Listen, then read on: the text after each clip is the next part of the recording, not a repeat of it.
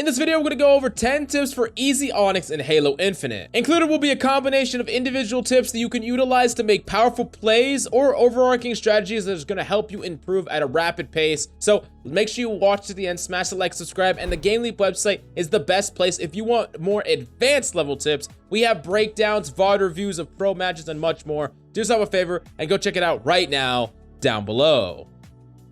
Now, the first powerful tip that you can utilize, and I don't see this enough, is actually setting traps with grenades. Now, I know many of you already shoot grenades to damage enemies. However, there is actually setups and traps that you can set in order to heavily punish an enemy for trying to grab a grenade, whether it's a dynamo grenade, a plasma grenade, or whatever they're trying to grab. You want to set up in a pretty far away position and watching the access points to the item, and when enemies approach, you can literally instantly make them one tap and then kill them for free. And this can be really great when you're trying to enter an open room. You know this enemy's there, but you don't want to run and try to beeline to this grenade because you might get shot, or enemies might come out of nowhere and grab it before you. So instead, you're waiting, you're trying to keep an angle where enemies won't see you, and then when enemies slide in or try to grab that grenade, they're playing right into the trap that you're waiting for them, and you could get a free kill this way.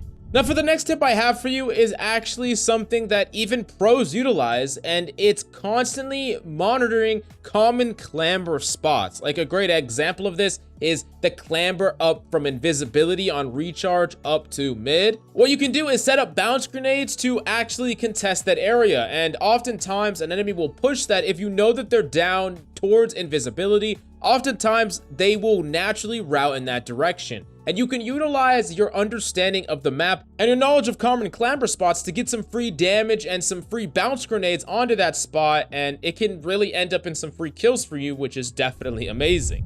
Now, the next thing that we actually got to talk about is how to assassinate enemies or play for an assassinate. And specifically, if you have a thrust, this is 10 times easier. And ultimately, what you are trying to do is go for the back right shoulder / nape of the enemy. And a really great way to actually do this is to run around a corner tightly so that an enemy will chase you tightly, and then you jump the far side while simultaneously 180ing and thrusting backwards. This will severely shift where the enemy is looking to where you end up and give you a possibility to turn the tables on an enemy. It's something that you're gonna have to practice, and I would highly suggest you do so. I think practicing your movement, especially against bots, especially around the map, is a great way to master some of these very difficult to hit, sure, but they have the capability of you winning a matchup where you're 1 HP and there's no other possible chance you will win, and it's something that I would highly suggest practicing more of.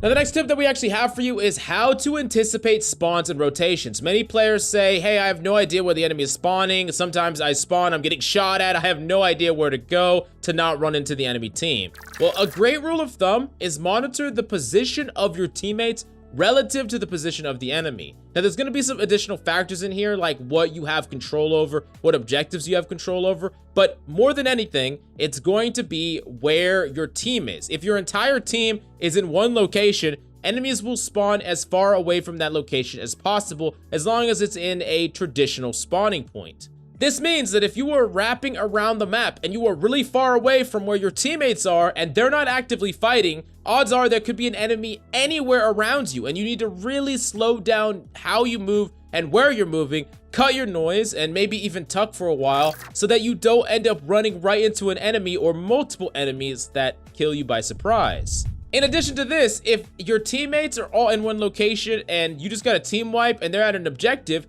you could take an off angle and you can understand that enemies are going to be routing towards the objective and your team spawning from the other direction. Especially if you're positioning near a power weapon or an item where maybe one of the enemies would actually veer off and isolate themselves to grab it, you could make a play on that person, kill them, take the item, and then go help your team in what will eventually be a 4v3.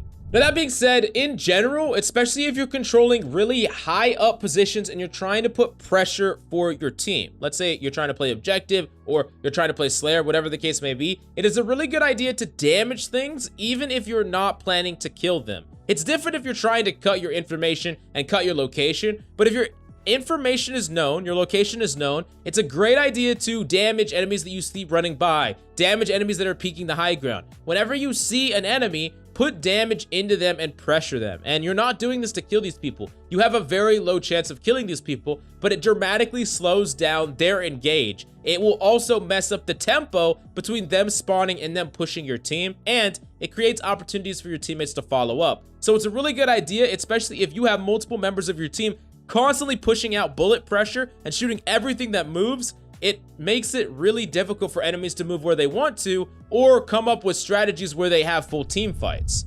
Now, the next tips that we have for you are tips that you can dramatically improve. But before we get there, do yourself a favor and go check out the GameLeap website down below right now for updated tips, tricks, and VOD review breakdowns. Now, the 7th tip that we have for you to dramatically improve is actually watching pro players. Now, there's a lot of really great ones. Renegade, Lucid, Snipe Down, and I mean, there's just so many freaking pros that I could not possibly list them all, but all of them are great to watch. You get to see how they play against good players. You get to see what they do to even go above and beyond that and still dominate the lobby. There's tons that you can learn, and I think that if you want to really improve your decision making and you want to take your skill to the next level, find a pro that resonates with your play style and watch them again and again, and try to pick up a few tips and tricks.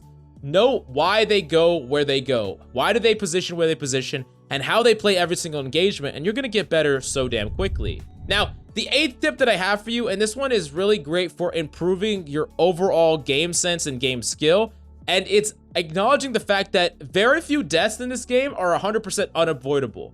If you died, especially if you died without getting any kills or any value at all, then you almost 100% made a misplay outside of those really rare situations where you literally spawn into a goddamn energy sword. Now, outside that 1 in a million chance, you always have a way to get value with your life, or a way to get out so that you could have lived and fought another day. In addition to that, even if you ended up dying, there was always more value that you could have gotten before your death. Ask yourself this question: how could you have played in the last 10 seconds of your death to make yourself more difficult to kill, get more damage or even kills on the enemy, or avoided death altogether? If you can VOD review yourself and look at your own gameplay and answer those 3 questions about every single death, I 100% guarantee you will improve at a dramatic rate. And you're gonna watch your own footage and then realize, holy shit, what was I doing here? Was I just playing to die? Was I not really thinking about maximizing my impact in these last seconds of life? And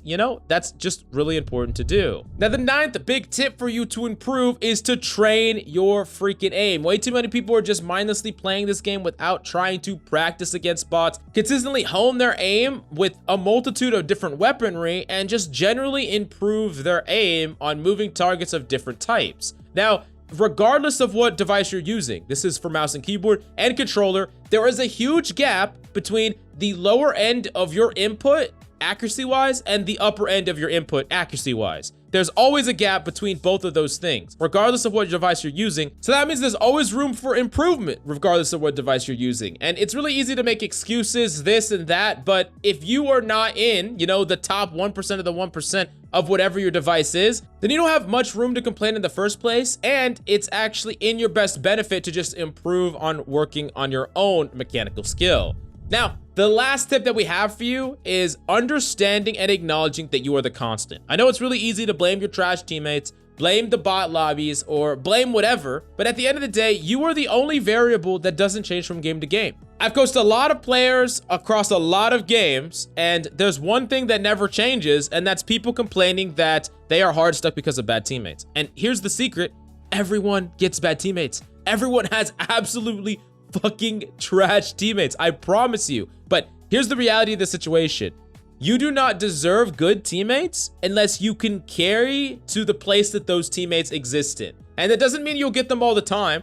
That just means that you are statistically more likely to get competent teammates the more that you can carry bad teammates and carry through and still win anyways. And at the end of the day, the only person that you should hold accountable is you. Focus on your own mistakes, focus on your own gameplay and your own mechanical skill, and you will dramatically improve and climb to ONYX super easy, and you'll go even further than that. But if you have any questions, definitely let me know down below.